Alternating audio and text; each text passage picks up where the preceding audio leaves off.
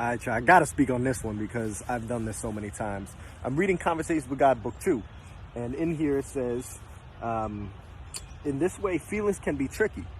Feelings are the language of the soul, but you must make sure you are listening to your true feelings and not some counterfeit model constructed in your mind.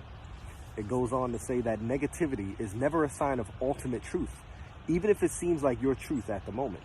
It may arise out of an unhealed part of you. In fact, it always does.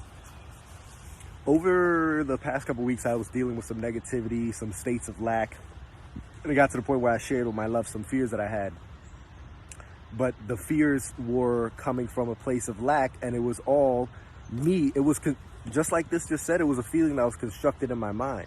And my ego, because I am the person that beats myself up for my mistakes in the past, because I stay in that state of beating myself up sometimes, my ego will get to the point where it's like, oh my God, this hurts, and I need you to stop beating me up and find something else to blame.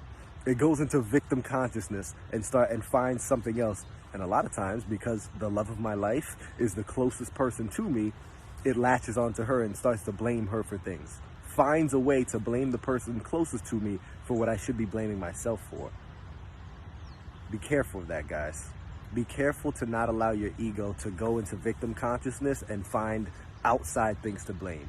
Always stay looking within. And as soon as you find how you can blame yourself, blame is not a good word, but take responsibility inside of you, it's only from that place can you take action to change it. Because if something is someone else's fault, you can't control them.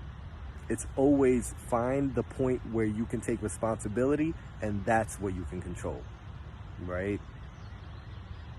Of course, you want to honor your feelings, but recognize that those negative feelings are always coming from a place, an unhealed part of you.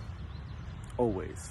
It's always an internal healing that needs to be done. Because if somebody does something and that triggers you, that means there's something inside of you that it's poking.